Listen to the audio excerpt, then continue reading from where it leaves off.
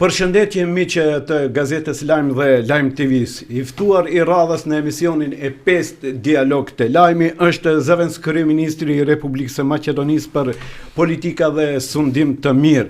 Me mua në studio edhe kësaj radhe do të jetë bashkëudhëheci i emisionit profesor Sefer Tahiri, respektivisht analisti. Zoti Fetaj, zoti Arben Fetaj, mirë se erdhët. Mirë se ju gjeta zoti Ajdari, përshëndetje zoti Seferi. Zoti Fetaj, a punojnë shqiptarët për 25.000 denar në administratë publike, se Mickoski tha që nuk punojnë shqiptarët për 25.000 denar në administratë publike? Po sigurisht se punojnë për 25.000 denar, sepse aq që kemi standardin, aq janë rrogat, fatkeqësisht, mjerisht duhet thonë, kjo është standardi jonë, siç e dim, administrata, institucionet shqiptare, institucionet e vendit janë përplot me shqiptarë, të cilët jo që punojnë për 25.000 denar, por kanë punuar për vite, dekada me radhë, për 25.000 denar apo rrogat të nivelit të ngjashëm dhe me kontrata, pra jo me punësime. Ne si qeveri e re, një ndër prioritetet që kemi në këtë rrafsh është të rregullojmë këtë problemin e kontratave, siç e dini në sektorin e shëndetësisë në veçanti, jemi duke punuar në transformimin e 750 vendeve pune nga kontrata në vepër në punësime. Bëhet fjalë kryesisht për njerëz që punojnë me paga të këtij lloji, infermiere, pastrues, staf teknik të spitaleve dhe kryesisht hallexhi, të cilët ne i kemi gjetur aty me kontrata. Është një tematikë që është problematizuar mjaft në fillim të qeverisjes sonë, po e kemi gjetur zgjidhjen dhe këta njerëz që janë keqpërdorur si makineri votuese nga ana e BDI-s do sistemohen dhe kontratat e tyre në vepër do transformohen në punësime të përhershme. Krahas kësaj, siç e dini, jemi duke punuar edhe për të rritur rrogat në çdo sektor të jetës publike, rrogat po rriten në sektorin e shëndetësisë, në arsim, e kështu me radhë. E dini se ka po ashtu kontakte të vazhdueshme me sindikatat e punëtorëve dhe se qeveria është duke punuar në një zgjidhje sistemike për të rritur rrogat në mënyrë që njerëzit tonë të kenë paga të denja dhe të mund të përballojnë koston e jetesës, e cila është kjo që është. Nëse një rrogë minimale apo rrogat më të vogla në sektorin publik janë 25.000 denar, e dim që shporta e konsumit ka shku diku mbi 60.000. Pra duhen më tepër se 2 rroga të këtij niveli në një familje për të përballur me kostot bazike të jetesës. Që është skandal vetvete, po unë besoj që brenda këtij mandati do rriten rrogat në çdo sektor dhe jeta do bëhet më e përballueshme, më e denjë dhe do i rregullojmë këto probleme të këtyre njerëzve që kanë qenë me kontrata, pra në mëshirë të politikës, dhe të sigurojmë atyre punësim ashtu si ka një Fetaj, kryeministri foli për kabinetin e tij.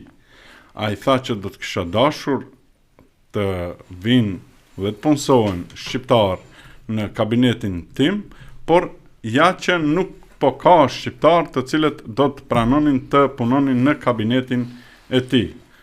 Ideja është, a vërtet janë rrogat 25.000 denar në kabinetin e kryeministrit, apo ndodh që edhe kryeministri nuk është se ka pasqyrën e qartë lidhur me pagat në sektorin publik, po themi, në sektorin administratës shtetërore dhe atë publike. Po tani në kabinete ka pozita të ndryshme, pozitët ka të llojit të shoferëve, asistentëve, deri në llojin e këshilltarëve të nivelit më të lartë. Ato paga varierojnë diku nga 500 euro në muaj e deri në 1.100, 1.200, ndoshta edhe 1.500 ka në për institucione, paga këshilltarësh në kabinete. Pra, unë nuk e shoh që kemi patur probleme si koalicion Vlen për t'i tërhequr njerëzit që të punojnë në kabinetet tona, përkundrazi ka interes të madh të njerëzve tanë për të ndihmuar në kabinetet ku udhëheqim ne dhe për të dhënë kontributin e tyre në politikat që i udhëheqim si koalicion Vlen. Pas shfuqizimit të balansuesit apo cenohet apo rrezikohet përfaqësimi i shqiptarëve në institucionet e shtetit, sepse një akuzë të tillë në mënyrë permanente po rrotullon vetë opozita?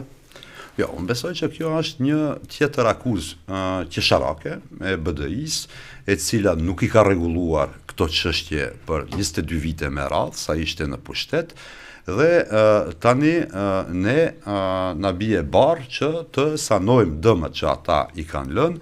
Ata na kanë lënë neve shumë institucione me zero përfaqësim shqiptar. Unë e pata një pyetje deputetësh në Kuvendin e Maqedonisë, ku me fakte i renita të gjitha institucionet ku sipas raporteve vjetore të avokatit të popullit nuk ka fare përfaqësim. Agjencia e filmit, ishte Agjencia për gjuhët e komuniteteve e kështu me radhë, ku përfaqësimi ishte në zero, e dim rast një akademisë së shkencave dhe arteve ku përfaqësimi është diku më një shqiptar nga 65 të punësuar.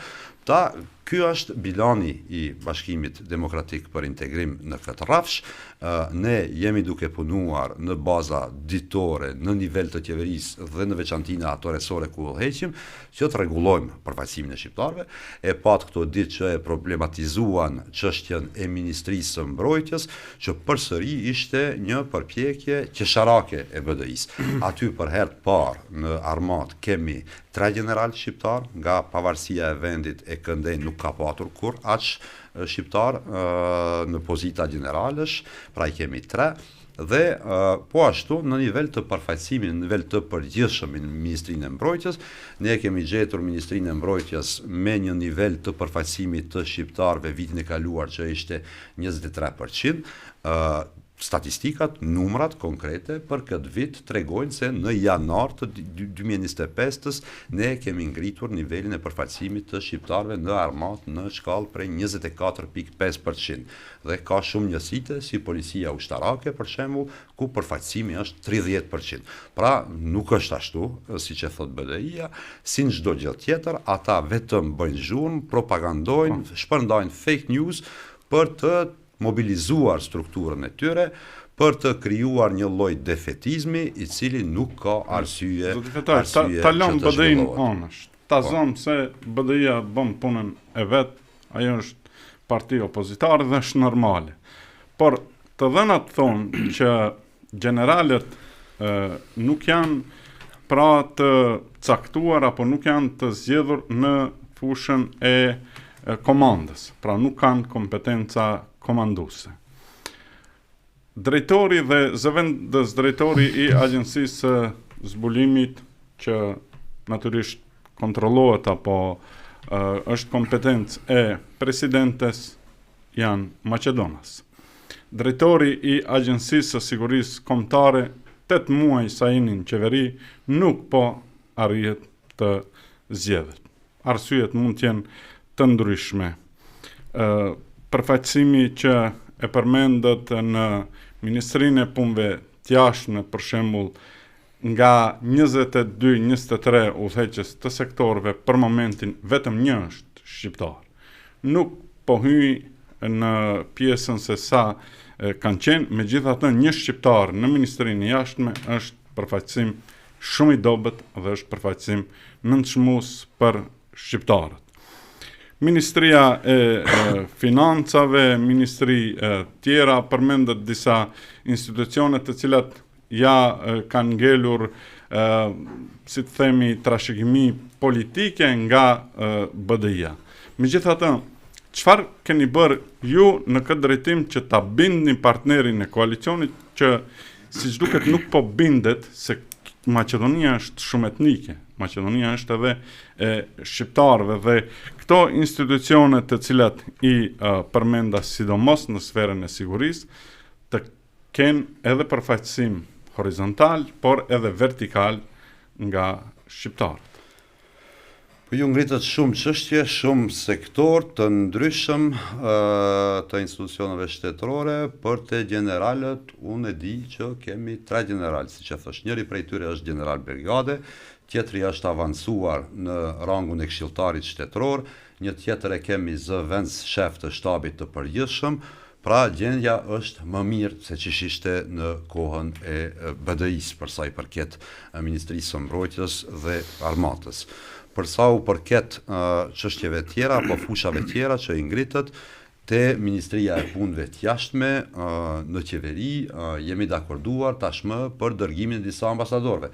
Chelsea është ai i përgjithshëm. Pra ne si koalicion vlen, si shqiptar në pushtet e kemi 1/4 e hisës dhe do shihni se ambasadorët që do dërgohen në misionet tona dhe ambasadat tona në përbot, 1/4 prej tyre do jenë shqiptar të përzgjedhur ndër më të mirët, ndër profesionistët më të mirë, që të kemi një përfaqësim dinjitoz i cili na ka munguar sepse Ministria e Jashtme dhe diplomacia e vendit ishin shndruar në një mjet për të reatuar militant partijak. E marrin mend si e kishte emrin ai zotriu i Gostivarit që e thriste kryeplakun në ndihmë në rastet të caktuar, Vesel Mehmedi apo si ishte, nuk do ketë më Vesel Mehmedi. Ambasadori në Rom. Nuk do ketë më Vesel Mehmedi, nuk do ketë më shpërblim të militantëve partijak me pozita ambasadorësh, ndërsa te çështja e agjencioneve të në fushën e sigurisë,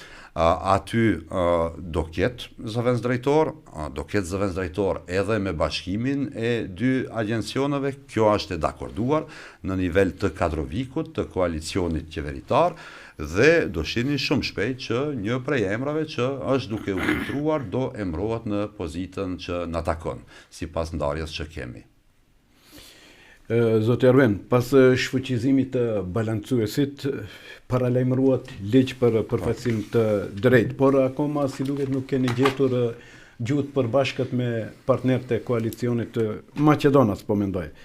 A mund të problematizohet kjo çështje dhe të mbetet e pambyllur? Jo, asesi, në nivel politik kemi marrëveshje ndërmjet partnerëve të koalicionit për zgjidhje ligjore, për sa i përket përfaqësimit të drejtë dhe adekuat, i cili siç e dimë është një parim kushtetues i etabluar pas marrëveshjes së Ohrit, mirë po asnjëherë i rregulluar me mekanizma zbatuese, kontrolli e kështu me radhë, pra asnjëherë me ligj. E kishin balancerin, ata vet u pajtuan, e kam thënë edhe më herët edhe në këtë studio, në qeverisjen paraprake i kam nxjerrë edhe dokumentet, secili nga ministrat e Bashkimit e BDI-s ka dhënë mendim pozitiv për shfuqizimin e balancuesit në kuadër të reformës së administratës publike.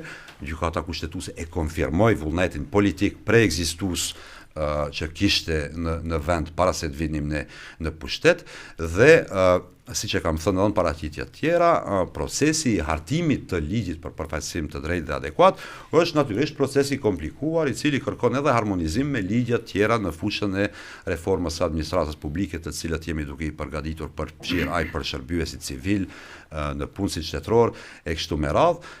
Sot pasdite e kemi takimin e radhës ku do shohim draftin e fundit dhe besoj që shumë shpejt do mbyllet kjo çështje dhe do paraqitet projekt ligji për përfaqësim të drejtë dhe adekuat para opinionit dhe do kemi më në fund pas 22 viteve apo 24 vite sa u bën tash nga marrëveshja e Ohrit, ligj i cili përkthen një parim kushtetues në obligime dhe mekanizma kontrolli dhe zbatimi. A bëj një pyetje të shkurtër për të ardhur tek pyetja pastaj e cila mendoj se e shpjegon çështjen e arritjes së zbatimit të ligjit për përfaqësim të drejtë dhe adekuat.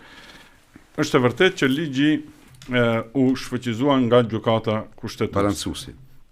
Po, pra balancuesi i cili parashikohej edhe me ligj. Është e vërtetë se heqja e këtij mekanizmi është dakorduar në negociatat mes VMRO, DPMN-s dhe koalicionit vlen për formimin e qeverisë dhe negociatorët Visar Ganiu, Bashkim Murtezi, Azir Aliu dhe Adnan Azizi kanë pranuar këtë. Nëse e keni si informacion, nëse nuk e keni, ne me zor nuk ju themi asgjë, se këtu është dialog. Ne e kemi thënë, nuk ishte në pyetje balancuesi ose jo balancuesi. Ishte në pyetje ligji për përfaqësim të drejtë dhe adekuat dhe mungesa e tij. Në negociata me VMRO DPMN, unë kam qenë i përfshirë aty edhe pse jo drejt për drejt në ekip, e di se jemi dakorduar që të ketë zgjidhje ligjore për çështjen e përfaqësimit të drejtë dhe adekuat. Që i bie që të hiqet balancuesi, pra negociatorët kanë pranuar. Jo, nuk i bie që të hiqet balancuesi, i bie që të sjellim ligj për përfaqësimin e drejtë dhe adekuat. Pastaj mekanizmat e zbatimit në kuadër të këtij ligji Nuk përjashtohet që të vije në që shprehje të shfuqizohet balancuesi dhe zoti Seferi, nuk i bie, po ju ndërprej, po vjen keq, po nuk i bie ashtu. I bie që do ketë ligj dhe se në kuadër të atij ligji do ketë një mekanizëm zbatimi, të cilin mund ti themi balancues apo çfarë do forme tjetër që do ketë ky, pavarësisht nga marrëveshja finale që i cili e shfuqizon balancuesin dhe do të arrihet një instrument i ri i cili e zëvendëson balancuesin. Jo, e pasaktë është kjo. Balancuesin e ka shfuqizuar, siç e thash, gjykata kushtetuese duke sankcionuar vullnetin politik të qeverisjes paraprake për shfuqizimin e balancuesit, i cili nuk ishte më efektiv dhe abuzohej në shkallë të madhe nga pushteti që është larguar. Ne jemi dakorduar për zgjidhje ligjore. Zgjidhja ligjore do ketë mekanizma për brenda të cilat do e realizojnë parimin e përfaqësimit të drejtë dhe adekuat. Në periudhën paraprake ishte balancuesi si mekanizëm i cili e pam se çfarë fuqie dhe çfarë vlere kishte me një vendim të gjykatës kushtetuese ra dhe me vendim politik të qeverisjes paraprake u shfuqizua. Ne tani po punojmë në një ligj i cili do përmban. Domethënë e themi të njëjtën gjë me formulime të ndryshme. Ideja kryesore është që do të ketë ligj të ri për përfaqësimin e drejtë dhe adekuat i cili do e rregullojë këtë sferë. Ajo është me rëndësi, po. Domethënë këtë ligj ju e keni propozuar diku në shtator, pra keni thënë që do të ketë ligj të ri për përfaqësimin e drejtë dhe adekuat. Por ai asesi të arrijë në qeveri dhe më pas në kuvend. Edhe po të propozohet, deri në zgjedhje lokale vështirë se mund të miratohet për shkak të faktit që ai do të shkojë në Komisionin e Venecias, sepse ashtu po thoni edhe ju, edhe kryeministri, mendimi im është ky krejt personal që nëse ka një dakordim për një ligj i cili i relakson marrëdhëniet ndëretnike, nuk ka nevojë të shkojnë në Komisionin e Venecias, sepse shumë ligje nuk kanë shkuar këtu nga vendi në Komisionin e Venecias, po kjo është vlerësim i kryeministrit dhe vlerësim i partnerëve të koalicionit. Pra, do të kalojnë me siguri 6 muaj, ndoshta sepse Komisioni i Venecias e dini që nuk punon shpejt, punon ngadalë, analizon e shqyrton ligjin. Gjithashtu është përshtypja ime personale që kryeministrit nuk është se i shpejtohet për këtë sferë, madje tha le të kaloj edhe një vit, pse mos të kaloj edhe një vit. Ndërkohë, është e vërtet që po punësohen Maqedonas dhe nuk po punësohen shqiptar. Jo, kjo është totalisht e pavërtet, diskutuam më herët, ju dhash numra konkret, statistika konkrete për sa i përket Ministrisë së Mbrojtjes. Ajo që e di unë që është që në nivel të përgjithshëm të shtetit në punësimet e planifikuara kemi qelës politik, pra 25% të pozicioneve të reja të krijuara në shtet u takojnë shqiptarëve, natyrisht në bazë të konkurseve e kështu me radhë. Pra përfaqësimi drejt asesi nuk është duke u shkelur, përkundrazi kemi qasje shumë konstruktive nga gjithë partnerët e koalicionit dhe në çdo punësim ka qelës pra që e respekton këtë kuotë të cilët e kemi trashëguar përsëri me keqardhje e them nga regjistrimi i fundit i popullsisë. Ne dimë se shqiptarët, nëse merret për bazë popullata e përgjithshme, janë më shumë se 25%, ishim diku mbi 31%. BDI-ja na ka lënë një gjendje ku popullat rezidente jemi 25% dhe kjo është ajo që përkthehet në punësimet e planifikuara. Për sa i përket çështjes së ligjit, unë besoj që para zgjedhjeve lokale do kemi ligj për përfaqësim të drejtë dhe adekuat në fuqi. Kjo është marrëveshja politike që e kemi dhe këtu besoj që të gjithë do i rrinë fjalës së tyre mbrapa. Për javën e ardhshme, gjykata kushtetuese ka ka caktuar në fakt një seancë përgatitore lidhur me ligjin për gjumat. Nëse eventualisht ato nenet kontestuese i abrogon gjykata kushtetuese, do të ketë krizë politike siç paralajmëron Ali Ahmeti? Jo, kriza e vetme është kriza brenda BDI-s. E shihni çdo ditë që ka arrestime të reja, hiç më larg se dje u arrestua djali i deputetit të BDI-s, Jahjoski, me sa kam parë, bashkë me njerëz të afërt me Mjalkovin dhe Gruevskin, paraprakisht kishim ikjen e Artan Grubit, përparim Bajramit, nuk ndalën arrestimet dhe padit që ngritën bazat ditore kundër zyrtarëve të BDI-s. Kemi një BDI në krizë të thellë realisht, që tenton edhe tani të ikë nga zgjedhjet lokale duke përmendur skenare destabilizuese, sepse ajo është u përballë në fakt me një demobilizim, me një defetizëm të hatashëm të zyrtarëve të saj kryesor, nuk po gjejnë as kandidat për kryetar komunash dhe realisht nuk kanë as plan, as ide se si do vazhdojnë tutje, ata janë totalisht të defokusuar, as se si të mësohen me rolin e tyre si opozit dhe të vinë me propozime konkrete si që ban opozita në vendet demokratike. Për sa i përket ligjit për gjuhët, unë besoj që gjykata kushtetuese nuk do baj lojra politike, e patë edhe porosinë e ambasadorës amerikane, besoj që e vizitoj gjykatën dhe u kujtoj që ata janë gjyqtarë të cilët duhet të japin drejtësinë sipas kushtetutës.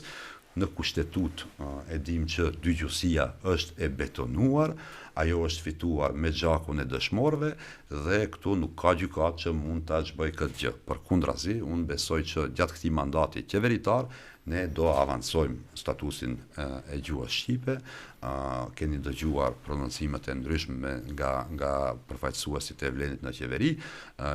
Kemi për plan që 20% mos të figuroj më në kushtetut dhe gjuha shqipe të thirrët në emër ashtu siç i ka hije në kushtetutën e vendit. Çfarë do të ndodhë nëse BDI-ja ta zëm se i bojkoton zgjedhjet lokale? Pra, nëse gjykata kushtetuese hipotetikisht merr një vendim, ju po thoni politik, ata po thonë vendim juridik që në një farë mënyrë degradon pozicionin zyrtar të gjuhës shqipe dhe BDI-ja merr vendim që të mos merr pjesë në zgjedhje lokale.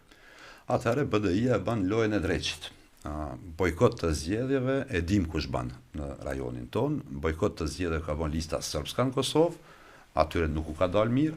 Unë besoj që BDI-ja nuk e ka luksin që të bëj shantazhe të tilla, kërcënime të tilla, të cilët e rrezikojnë të atmën e vendit, e rrezikojnë procesin e integrimit të vendit në Bashkimin Evropian dhe kemi parë më që veç më ka patur reterime nga ana e BDI-s, të cilët duke abuzuar me hapjen e qerdhëve nga qeveria jonë në Araqin e në Likov, reteruan duke thënë që ata që hapin qerdha nuk krijojnë destabilizim. Zoti Ermen, është vetëm kjo apo është edhe ajo tjetra siç e paralajmëroi njëri nga krerët e Vlenit?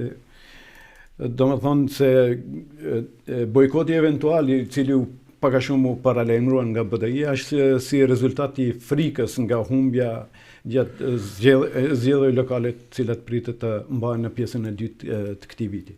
Po, pa dyshim, ato e thash edhe më herët, janë në panik të thellë përballë humbjes që i pret në zgjedhjet lokale. E dim se elektorati i BDI-s, siç e folëm në fillim të këtij emisioni, ka qenë elektorat i shantazhuar kryesisht për afate zgjedhore.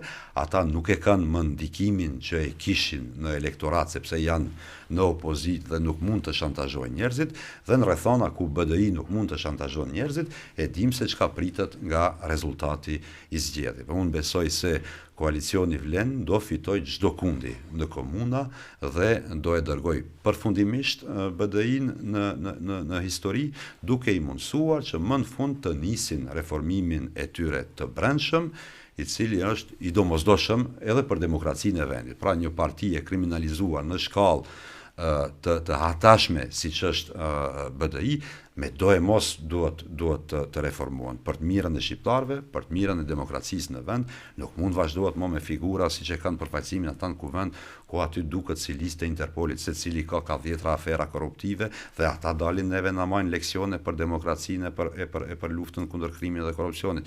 Sa që edhe qytetarët e kanë kuptuar më që nuk kanë legitimitet flasin për këto gjëra, nuk i dëgjon askush kur flasin në parlament, madje ato as nuk marrin pjesë në punimet e kuvendit sepse e dinë që nuk i kanë as legitimitetin, as kredibilitetin për të folur për cilën do qoftë çështje të cilën ne jemi duke ecur si qeveri e re.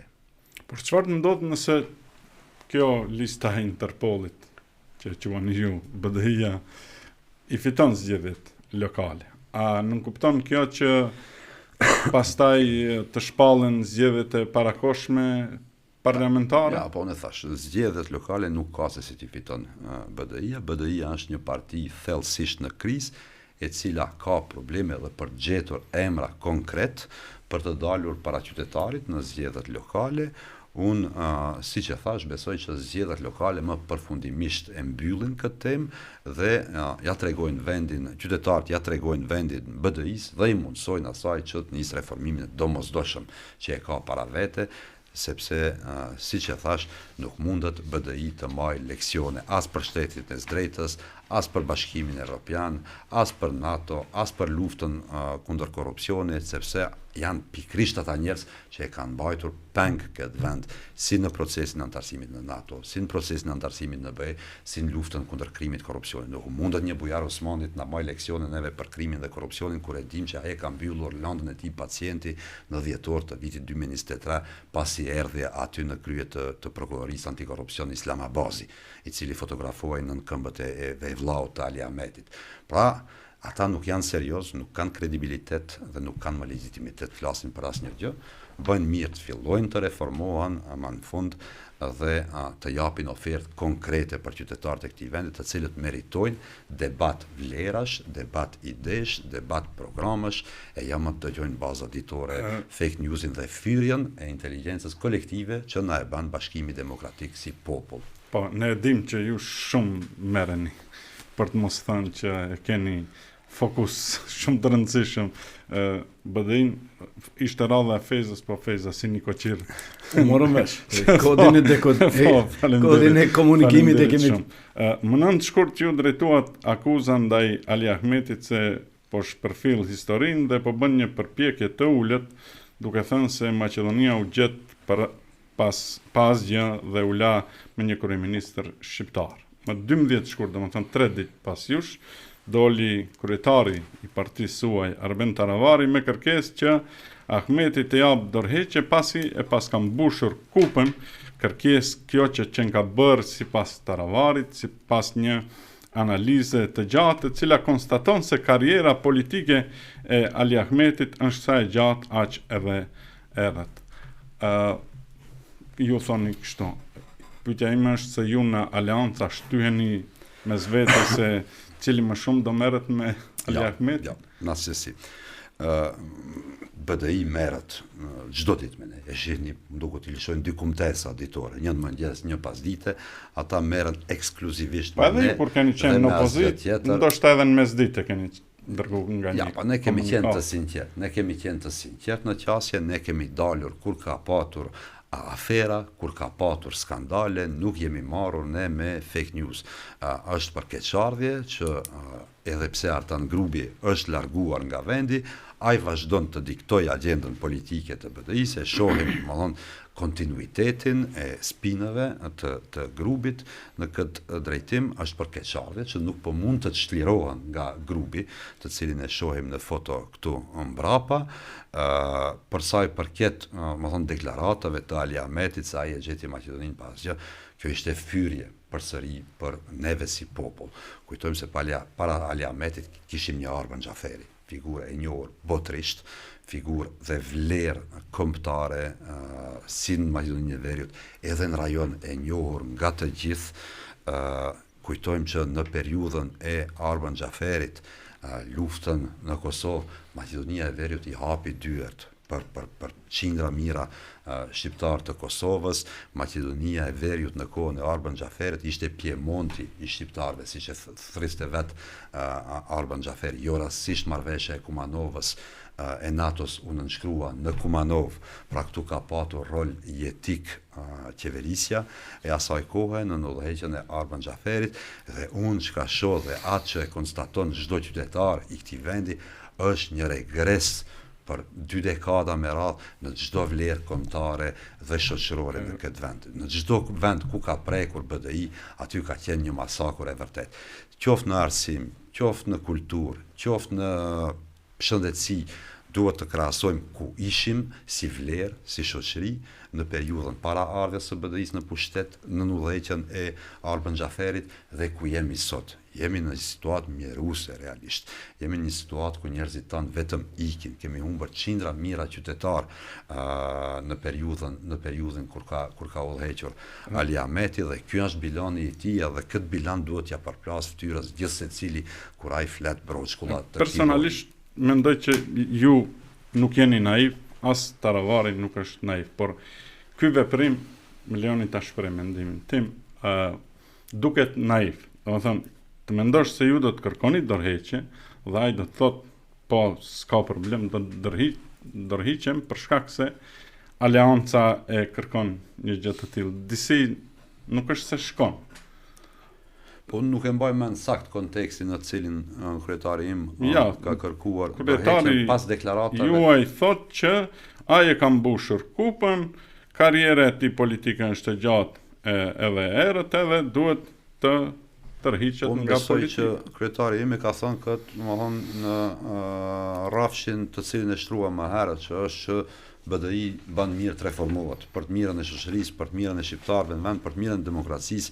Nuk mundet të vazhdojë, domethënë, kjo BDI kësaj me këta njerëz që rrethojnë kryetarin e tyre, të cilët, siç e thash, duken më tepër si një listë Interpoli sesa një kryesi partije, të vazhdojë dhe të na shes moral neve, qoftë në nivelin kombëtar, qoftë në atë etik, sepse nuk kanë kredo për të bërë këtë gjë.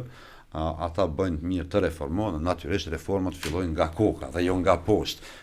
E shohim që BDI fillon reformat nga poshtë zakonisht, dhe e dim rezultatet e reformave nga poshtë të BDI-s.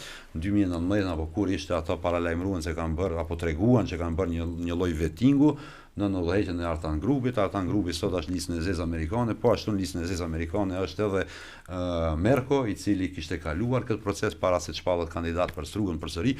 Pra, janë qesharake, lëvizjet e BDI-s janë propagandë, dhe kryetari i tyre vetë e ka thonë jam mjeshtër i propagandës, duke i referuar kaluarës së tij. Vetë BDI-s dhe Interpolin duke të spëjtë.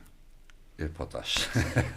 Zoti Erben, dua edhe pak fokusin të mos e ndryshojmë të pyetjeve e lidhur me zgjedhjet lokale. Kjo është temë që zgjat. Kjo është temë vetë, mund të flasim deri nesër, po. Ka problem. Do të thënë brenda koalicionit vlen, a keni rënë dakord të lidhur me ndarjen e komunave për zgjedhjet lokale, sepse kishte disa spekulime të cilat u plasuan të tipit se është rënë dakord për këto komunat urbane, ndërsa për komunat rurale, kushtimisht po them, do të dihet veç të gjitha partitë politike të vlenit. Ja, këto janë dezinformim. Realisht, unë jam në trupin koordinues. Debat keni filluar lidhur me kandidat? Aty po dal. Unë jam në trupin koordinues politik të koalicionit Vlen. E di rrjedhën e diskutimeve në çdo rrafsh, përsa u përket komunave, kemi diskutuar për një kornizë, konturat e marrëveshjes që duhet ta bëjmë brenda koalicionit për t'i tash ndar, nuk është fjalë duar, ndoshta po për t'i ndar komunat brenda koalicionit, për ditur cila parti del aty në secilën komunë. Ajo që dihet për momentin është që si koalicion Vlen udhëheqim me 4 komuna, dhe se me gjas aty vazhdojnë të njëjtit kandidat ose të njëjtat parti, varësisht nga vendimet që merret brenda secilës partive që veç. Për të tjerat kemi diskutuar disa konture, siç e thash, dhe duhet të dakordohemi për paketën në tërësi, kjo bëhet në nivel të kryetarëve, në nivel të trupit koordinues politik dhe besoj që shumë shpejt uroj brenda këtij muaji ta kemi të qartë se si shkojmë në zgjedhjet lokale me kandidatët më të mirë. Ajo është me rëndësi, ti kemi kandidatët më të mirë në mënyrë që të japim ofertën më të mirë për qytetarët e komunave tona. Thoni që Arben Taravari, Bilal Kasami, Visar Ganiu dhe Blerim Sejdiu janë kandidatët gati se të dakorduar për po këto e kanë thënë edhe ata vetë. Bilal Kasami ka thënë vetë që është kandidat për Tetovën, në Gostivar është thënë duket publikisht që Valbon Limani është kandidat për komunën dhe e njëjta vlen edhe në komunë. Nuk vjen në shprehje Arben Taravari të rikthehet në ga. Jo, asesi Arben Taravari nuk rikthehet si kandidat për kryetar komunët i Gostivarit.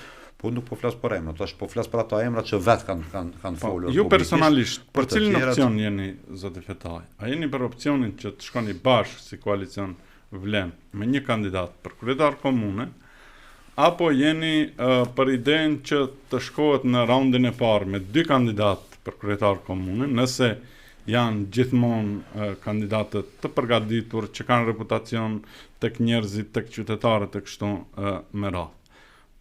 Dhe opcioni i tretë që të dilni edhe me lista të veçanta të kandidatëve për këshilltar.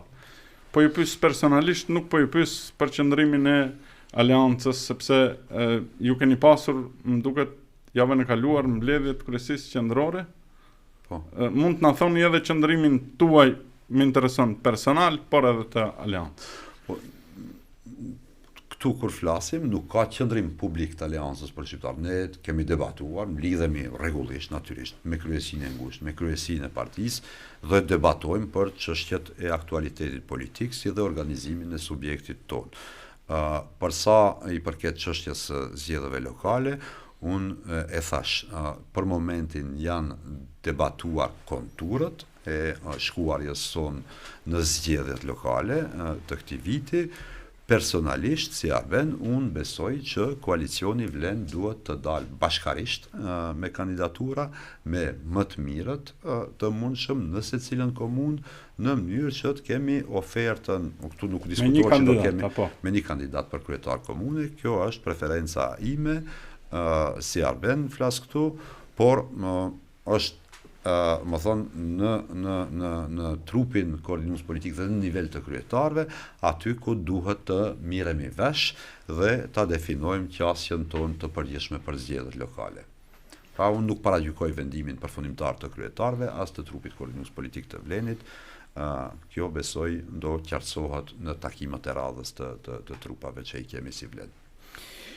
Si zëvendës kryeministër për politika dhe sundim të mirë që jeni, duhet ju pyes a keni ndërmarrë ndonjë nizm për të kërkuar llogari përgjegjësi nga personat përgjegjes për lidhur me arratisjen e ish zëvendës kryeministrit zoti Artan Grubit? Jo, kjo është nuk është përgjegjësia imja. Ministria e Brendshme ka kontrollin e saj të brendshëm. Masat eventuale duhet të vinë pas hetimeve aty rreth mënyrës së ikjes Artan Grubit nga vendi jonë. Ju jeni 8 muaj në qeveri, por deri më tani kemi dëgjuar më shumë llafe, muhabete për luftimin e korrupsionit dhe krimit të organizuar dhe nuk kemi parë vepra konkrete. Opinioni juaj po e flasim, e debatojmë. Për atë jemi këto. Në dialog për atë jemi që ti shkëmbejmë opinionet dhe publiku pastaj vlerëson se kush ka të drejtë.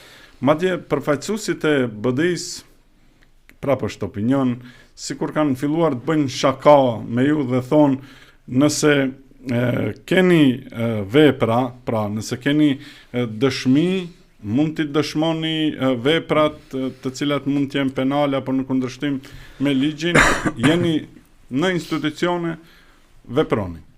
Veç sa nuk ju thonë që na burgosni, po patët ata po ikin s'polon mi burgos? Disa po ikin, disa janë qytetarë të lirë të këtij vendi. Ata unë e shoh që ata po ikin. Te çështja e luftimit krimit të korrupsionit, kjo është një nga 4 top prioritetet të qeverisjes sonë. Tash, cila ishte gjendja që e gjetëm në zoti Seferi? Ne kur erdhëm, e trashëguam një sistem të drejtësisë ku besimi i qytetarëve është në shkallën prej 2%.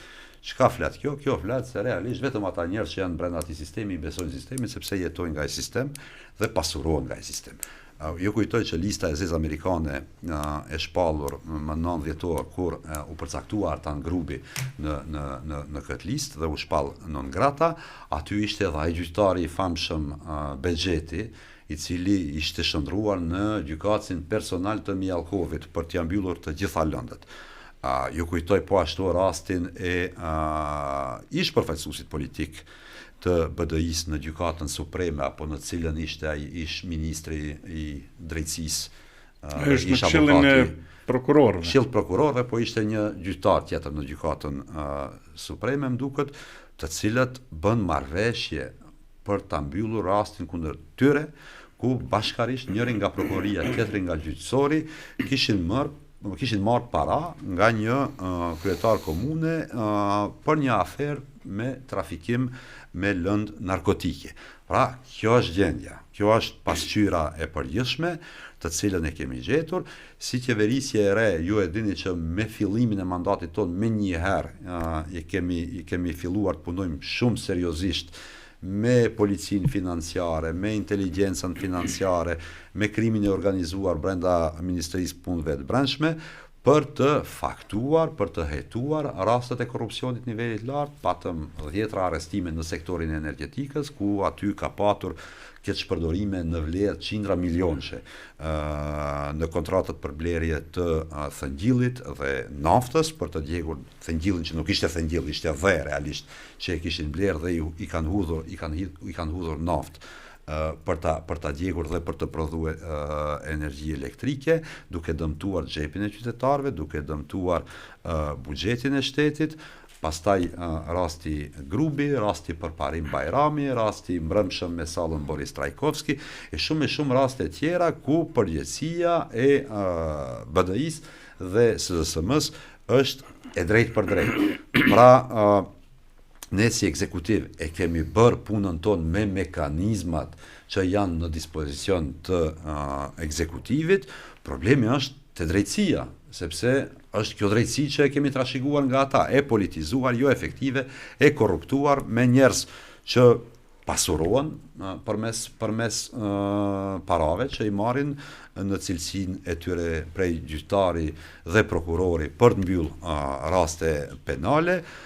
Ne përsëri në këtë drejtim jemi duke punuar për të rregulluar problemet në gjyqësor dhe në prokurori për t'i pavarësuar ata nga njerëz nga politika, nga njerëzit e korruptuar. Kemi nisur mocionin për këshillin gjyqësor dhe interpelancën për këshillin gjyqësor dhe mocionin për shkarkimin e kryeprokurorit, sepse të gjitha, domethënë, problemet në sektorin e drejtësisë vijnë nga fakti që strukturat në prokurori, në gjyqësor janë struktura piramidale, ku udhëheqësi i institucionit është ai që i mbyll rastet sipas dëshirës, duke ndikuar nga lart poshtë.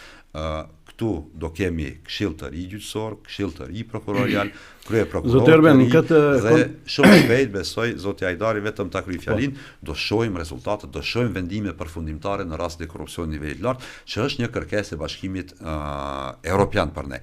Për vite me radhë në raportet e progresit për vendit tonë kemi kërkesë eksplicite të qartë nga BE-ja për të treguar rezultate apo për të përmirësuar track recordin, siç i thonë në zhargonin e BE-s. Dhe çka shohim ne? Shohim që edhe përkundër strategjive të ndryshme të qeverisë paraprake, deklaratave se po luftojmë krimin dhe korrupsionin, kemi patur në 2 vitet paraprake 0 dënim përfundimtar në rastet e korrupsionit në nivelit lart. Pra, një tallje e radhës dhe përsëri një bilanc që duhet të përplaset fytyrat sa herë që flasin ata për drejtësinë dhe luftën kundër korrupsionit. Në këtë kontekst që po flisni, a është antiligjore interpelanca e 5 antarëve, respektivisht gjykatësve të Këshillit Gjyqësor, siç po ju akuzon opozita, dhe a ka të bëjë kjo me partizimin prapë të gjyqësorit, për të cilin e dimi? I dimi edhe anketa çfarë flasin, çfarë besueshmërie kanë qytetarët e Maqedonisë ndaj gjyqësorit. Asesi. Unë besoj që interpellanca mocioni janë të bazuara në kushtetutën e vendit, në ligjet e veçanta për institucionet për të cilat bëhet fjalë.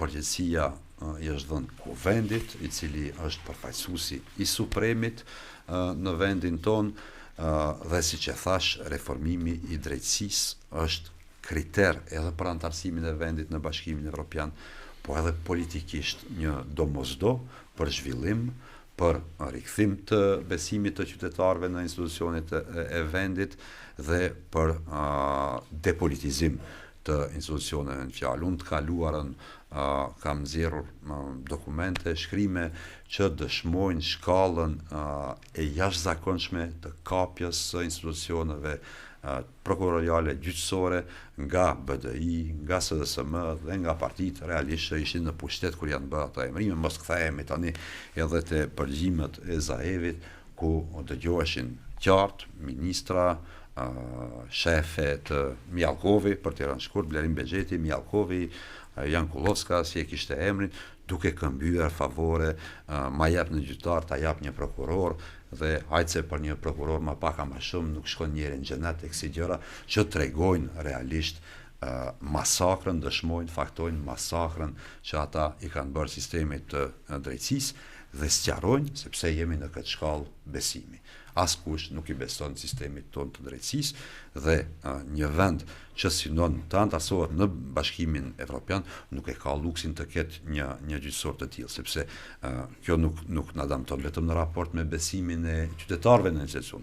Kjo na dëmton edhe në raport me investitorët e huaj. Nuk ka arsye të vijë një investitor të azëmën nga Brukseli, nga Berlini apo nga Parisi, nëse ai e di që gjyqtari, prokurori blihen dhe se në çdo moment mund të rrezikohet investimi i tij. Pra ne duhet të dërgojmë sinjale të qarta dhe këtë jemi duke e bërë se po i rregullojmë këto gjëra dhe se në vendin ton do ketë siguri ligjore, do ketë sundim të ligjit, do zbatohen ligjit dhe do ketë shtet të së drejtës ku secili i realizon të drejtat e tij dhe mund të ketë sigurinë që të drejtat e tij nuk shkelen. Qoftë ai person fizik, person moral, investitori huaj e kështu me radhë. Do e kemi domosdoshme këtë. Ju si koalicion vlen keni deklaruar vazhdimisht se me që Ali Ahmeti ka një uhuri për vendndodhjen e Artan Grupit, dhe ai po thotë që ka një uhuri, sepse është në komunikim me të, është diku në trojet shqiptare, dhe për këtë shkak duhet merret në pyetje nga prokuroria. Por edhe Izet Mexhiti deklaroi njësoj si Ali Ahmeti se Artan Grupi është diku në shqiptari. A duhet ta merr në pyetje prokuroria edhe Izet Mexhiti? Nëse thoni që duhet ta merr Ali Ahmeti. Jo, dhe unë kam thënë njëjtën, realisht edhe unë kam patur deklarata ku ne jemi bazuar në fjalët e kryetarit të Artan Grupit, i cili tha ai nuk është arratisur, është në trojet shqiptare. 3 muaj më vonë shohim që ai realisht është arratisur dhe vazhdon me gjas të ngelet në trojet shqiptare. Tash me që nuk është këtu, ai mund të jetë vetëm 2 vende tjera. Ne dim që nuk është në Kosovë dhe me deduksion sigurt të dini që nuk është në Kosovë. Për në Kosovë e di sigurt që nuk është aty, po. Sepse unë besoj që i bie që Izet Mexhiti pas ka pasur drejt. Po me gjas ashtu është, po. Sa i tha është në Shqipëri. Me gjas ashtu është. Besoj shumë shpejt institucionet e vendit do të dalin me përgjigje në lidhje me vendodhjen e grupit, ka kontakte me vendet në rajon, dhe uroj që shumë shpejt të zbatohet edhe fletaresti për të dhe i njëjti të kthehet dhe të vijë këtu të dëshmojë që është i pastër si loti, siç kanë thënë, dhe që nuk është arratisur ashtu siç ka thënë kryetari i tij para 3 muajve, edhe pse realiteti duket se është krejndryshe. Kjo është arratisje klasike. Ashtu siç është arratisur Gruevski, u arratis edhe ky që donte me çdo kusht koalicion me Gruevskin dhe mbronte me çdo gjë Mjalkovin, pra ish bashkëpunëtorët përfunduan në mënyra të njëjta. dhe kjo është përkeqardhje realisht për një parti përsëri që për çdo ditë na flet për vettingun, për drejtësinë, për luftën kundër korrupsionin e kështu me radhë. Pra duhet ta dëshmojnë me fakte që janë për këto vlera që në të cilat thirret dhe të përballen me akuzat të cilat më janë ngritur ndaj tyre. Kur jemi te Artan Grubi tash të mos dalet se u bë sinonimi i kumarit. Domethënë kumari bigjozi ka qenë domethënë premtimi juaj gjatë fushatës para zgjedhore. Ndërkohë po shohim se situata në terren shumë pak apo as pak nuk ka ndryshuar në këtë drejtim. Çfarë jeni duke ndërmarrë? Gjërat kanë ndryshuar me marrjen e pushtetit. Ne nisëm menjëherë me interpretimin autentik të ligjit për lojrat e fatit. Nga kjo nismë u mbyllën kazinot online dhe tani jemi duke përgatitur ligjin e ri për lojrat e fatit, ku do ketë një qasje më agresive në mënyrë që të mbyllën një pjesë e madhe e kazinove që kanë dalur si këpurdha në vendin tonë. Është përkeqardhje dhe këtë e thot çdo kush që viziton Maqedoninë e Veriut që BDI bashkë me Mjalkovin, SDSM e kanë shndruar vendin tonë në një kazino me qell të hapur, kur e dim se çfarë popullate kemi, kur e dim shkallën e varfrisë në vendin tonë dhe madje e kanë ndërlidhur këtë biznes me biznesin e kredive të shpejta. Shumë shpesh njerëzit që janë mbrapa biznesit apo ndërmarrjet që janë mbrapa biznesit të kazinove janë po ata që janë mbrapa biznesit të kredive të shpejta. Dhe në këtë drejtim po ashtu kemi ndërmarrë nisma konkrete.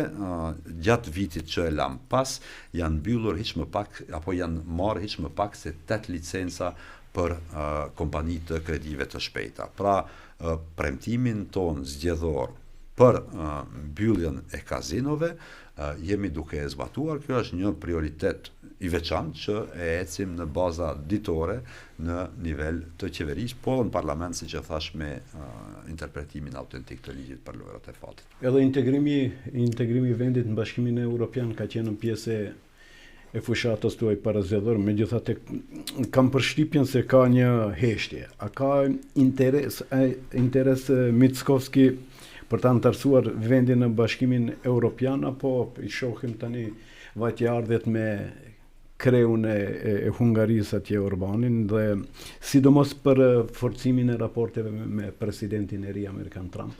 Ja, këtu nuk besoj që është një zgjidhje presidenti Trump apo Bashkimi Evropian. Në nivel të prioriteteve të qeverisë, strategjisë së qeverisë, integrimi evropian është një nga 4 top prioritetet e qeverisë sonë. E dim që duhet të bëjmë ndryshimet kushtetuese për të përmbushur kushtin e fundit për hapjen e negociatave. Në këtë drejtim, siç e shihni, kanë filluar kontaktet me fqiun tonë, Bullgarinë, dhe se po punohet në gjetjen e një zgjidhje që na mundson të tejkalojmë këtë kusht të fundit dhe të hapim përfundimisht negociatat për në Bashkimin Evropian. Si koalicion vlen e kemi edhe pozicionin e ministrit për integrim evropian, krye negociator i vendit dhe përmes kësaj kemi dëshmuar edhe seriozitetin ton, edhe vullnetin ton për të ecur këtë proces përpara dhe për të mbajtur agjendën evropiane në maje të prioriteteve të qeverisë, dhe këtë jemi duke e bërë në baza ditore. Pra unë nuk besoj që është zgjidhje SBA-ja apo BE-ja, unë besoj që të gjithë një zëri pajtohemi që Maqedonia e Veriut, Ballkani Perëndimor nuk kanë perspektivë tjetër përveç se as plan tjetër përveç se integrimi në Bashkimin Evropian, nuk ka këtu plan B.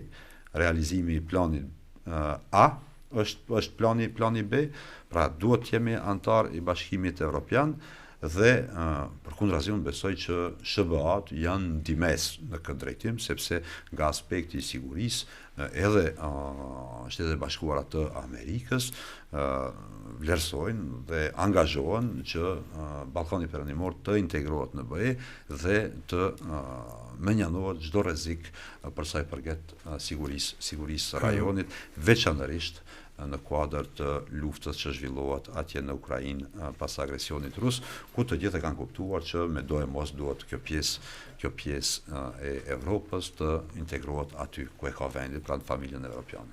Do mundohem në 60 sekonda të bëj një historik të shkurtër të raporteve të partnerëve qeveritar nga koha e PD-s deri më sot. Zoti Fetaj, për të arritur tek çështja e disonantave, sepse është e vërtet, kjo dihet botërisht që ju jeni një qeveri me dy qëndrime, me dy pozicione rreth integrimit. Një është pozicioni VMRO-s dhe një është pozicioni koalicionit Vlen.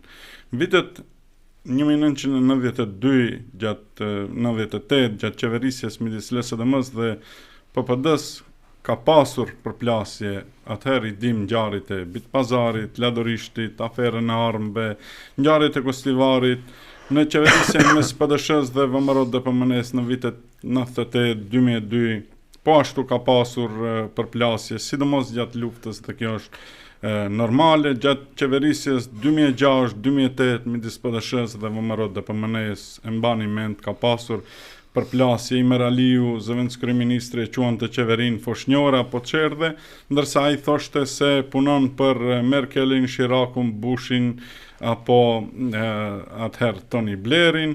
BDI VMRO gjithashtu ka pasur përplasje 2008-2016, dim rastin e Cert Dushanit, ngjarjet në Kala, një grup i BDI-s natë që sot janë në Lëvizjen Demokratike, natën shkuan dhe e prishën objektin në Kala, i cili thuaj se është kish. Pra shkurt, kjo është historia e raporteve të tendosura mes partnerëve shqiptar dhe Maqedonas. Nga koalicioni Vlen, tani a është për shkak të korekcisë që manifestoni, apo është për shkak të ndonjë pozicioni tjetër që mbani? Ne nuk ju kemi dëgjuar të thoni gjë për VMRO DPMN. Domethënë nuk ka shpëtuar asnjë fjalë nga goja për partnerët, edhe pse ata ndonjëherë edhe ju ofendojnë, si ky tipi Minçevi që thoshte për 20 me gjitin Liza në botën e çuditërave kështu me radhë. Definoni gjarat, Minçev nuk është i VMRO-DPMN-s. Në rregull, është i pra Znamit, që është partner i vogël i koalicionit. I vogël i koalicionit, po ne nuk është se ju kemi parë edhe aty të reagoni. Ja, me gjithi ka reaguar me njëherë, unë tash nuk e mbajnë mend sakt për mbajtjen e ka thonë të mos bënë si Apasievi, po kjo është çështje tjetër. Ju ishit ndërtrallët, jo pse jeni këtu, por ndërtrallët që reaguat për Stojlkovicin. Për Stojlkovicin pati heshtje totale nga Vleni, po tani nuk po shkojmë të analizojmë rastet konkrete. Pra, kryeministri, pajtoheni apo jo, kjo është çështje tjetër, shpesh po ju demanton. E demantoi me gjitin për punësimet, e demantoi Taravarin për zyrtarizimin e gjuhës shqipe, për çështjen e integrimit që thash që është e ditur që ka dy pozicione. Pse ndodh kjo, zoti Fetaj? Domethënë, pse manifestoni këtë pozicion, nuk po e quaj nën vlerësues ose pozicion nën çmues ndaj partnerit të koalicionit. Paktën mund të thoni që shifni shqiptar dhe Maqedonas, ne jemi një qeveri, por jemi me partit ndryshme, me programet ndryshme, jemi qeveri ndër etnike.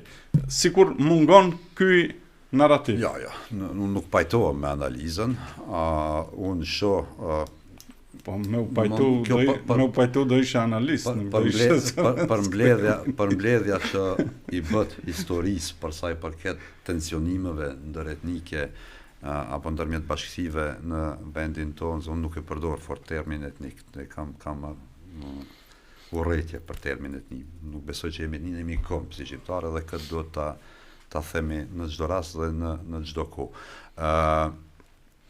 Ishte, më thonë, rekapitulim i mirë. Unë besoj që kjo qeveri ka qasje krejt ndryshe në këtë drejtim.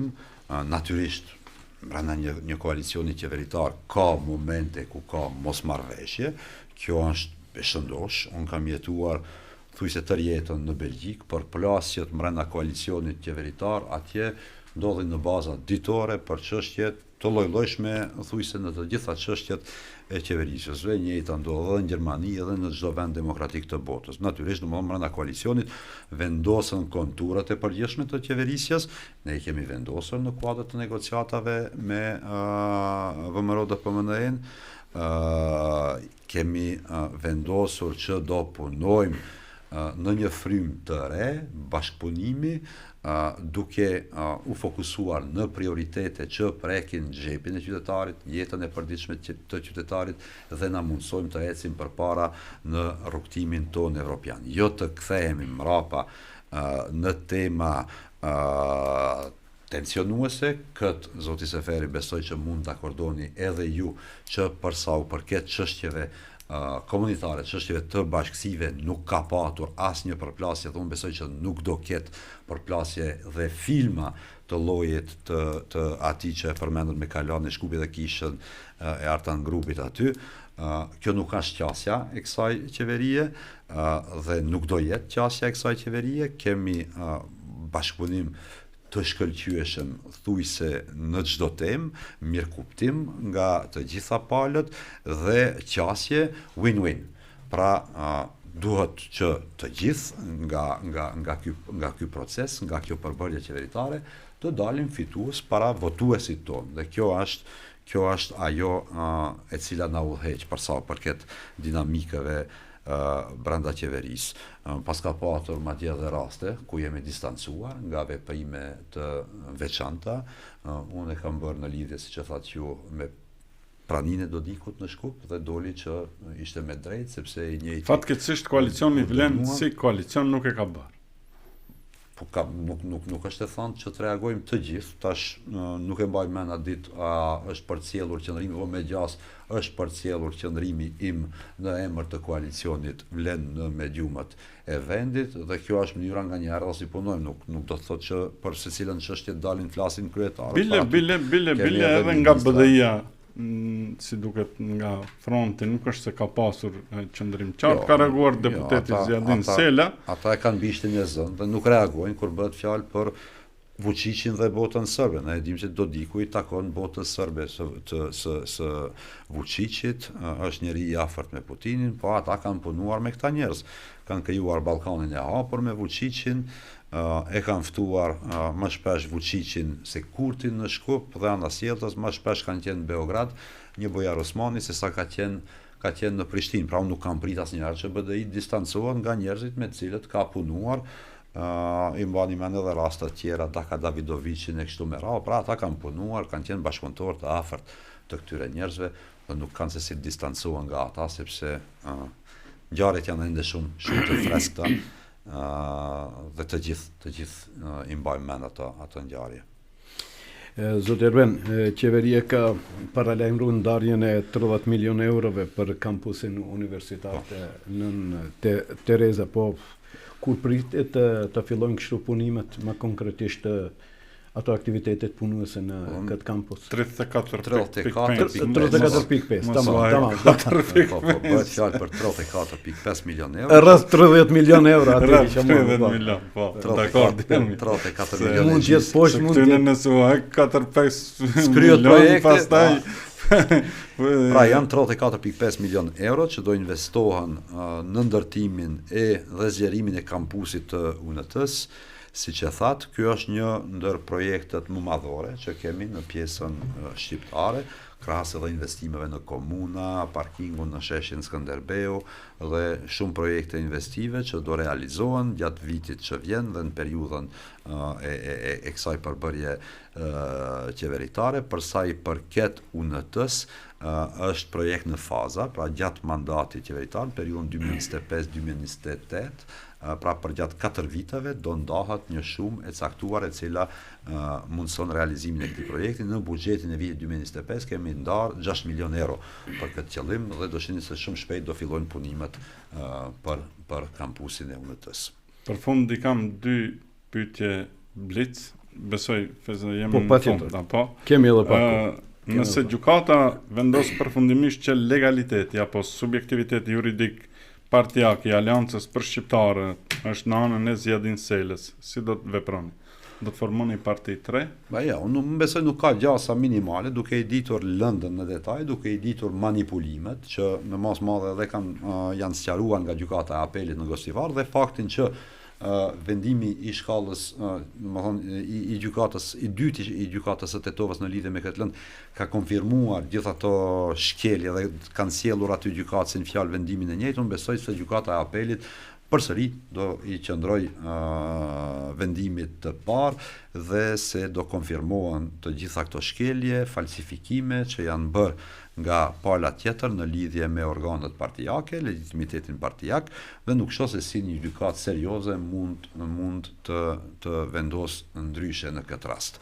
Ajo që është me rëndësi, nëse ndodh, Tazan, është formimi I vetëvendosjes opsion? Nuk ndërlidhet fare me vetëvendosjen, ne kemi një çështje brenda një partie. Nëse Aleanca për Shqiptarët I ngel Zjadin Selës dhe bashkëmendimtarëve të tij, atëherë a hapet hapësirat, të themi, apo sfera partijake për formimin e lëvizjes vetëvendosjen më shumë. Unë nuk isha si ndërlidhur këtë çështje. Zjadin Selës nuk mund të ngelet asgjë. Zjadin Selës I ka ngel një grusht funksionarësh nga qeverisja paraprake dhe kaq I ka ngelur aty. Antarësia e Aleancës për Shqiptarët është e rreshtuar me Arben Taravarin në çdo deg, në çdo pjesë të vendit. Dhe siç e ka thënë vetë kryetari, partinë e bëjnë njerëzit e jo anasjellës. Pra njerëzit janë rreshtuar. Deri kur ka mandat Arben Taravari? Po kur u rizgjodh shtator të edhe 3 vite. Me statut të Aleancës për Shqiptarët I bie që të ketë 2 mandate, po, me statutin e partisë ashtu është 2 mandate dhe pastaj e hap rrugën. Ka një fjalë, një bashk mendimtari tuaj, I cili thotë që këto që e ham taxhin duhet të ecin poshtë, fjalë popullore. Ju e shihni veten lider të Aleancës për Shqiptarë? Ja, nuk kam menduar asnjëherë këtë opsion. Unë jam kthyer, kam kontribut në parti që nga ditët e para, nga viti 2016-17 realisht. Nuk kam menduar asnjëherë këtë opsion. Kryetari im sot mendoj Arben. Sot mendoj. Prej momentit kur të vëm formimi I qeverisë më kërkoi që të kthehem nga Belgjika dhe të jap kontributin tim në qeverisje.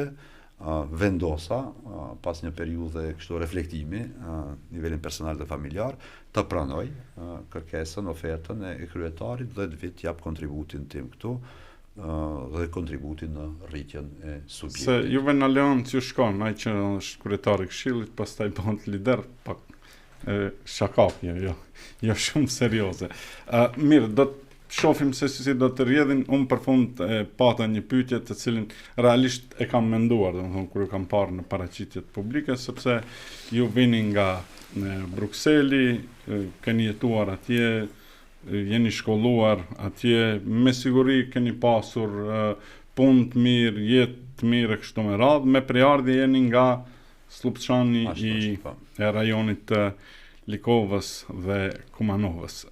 Pyetja ime është kjo, a ja vlejti kthimi juaj në qeveri dhe të vini të merreni me Minçevin, me Stojlkovicin, me tipa anakronik për mendimin tim, që nuk është se janë në korelacion me realitetin shumë etnik të Maqedonisë, me këtë Lupçodimovskin e Partisë Socialiste. Ja tani e parë. Ky është funksionar prej viteve 90. Stojlkovici që ka djathtas, ja. Tani kjo është, unë e kuptoj se politika I ka dhe këta, po aja ka vlejt? Jo, unë besoj që ja ka vlejt dhe do ja vlej. Unë që kam parë, kur e kam marrë këtë vendim, ka qenë interesi jonë, kombëtar, si shqiptar, Maqedoninë e Veriut, vullneti për të kontribuar në ndryshimin që u bë pas 22 viteve të qeverisjes së BDI-s, dhe nevoja kolektivisht, si Aleancë për Shqiptarët dhe si koalicion vlen, për të dëshmuar vetën dhe për të përkthyer këtë ndryshimin që u bën në rotacionin politik, rotacionin demokratik të pushtetit, në vepra konkrete që do e përmirësojnë jetën e shqiptarëve të këtij vendit. Ky është motivi ynë, prandaj edhe partia ime thirret Aleancë për Shqiptarët. Tash ky është shteti në të cilin jetojmë, këtu ka edhe komunitete tjera. Aleancë që u nda, po. Ata vendosën të mbajnë funksionat dhe të shkojnë në BDI.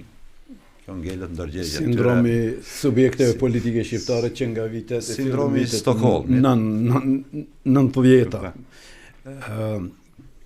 Këtu do të jetë edhe fundi e emisionit Dialog të Lajmi, për në fund nuk më ngelet gjë përveç se t'ju falenderoj për kohën që ndat në emën timit edhe të kolegut Sefer Tahiri. Faleminderit. Faleminderit juve, ishte kënaqësi. Faleminderit të nderuar Fetaj, edhe pse nuk është se u pajtuam deri në fund, po këtë qëllim ka dialogu. Po të ishim pajtuar, s'do të kishte qenë interesant edhe debati. Faleminderit edhe një herë. Faleminderit juve, faleminderit, kënaqësi.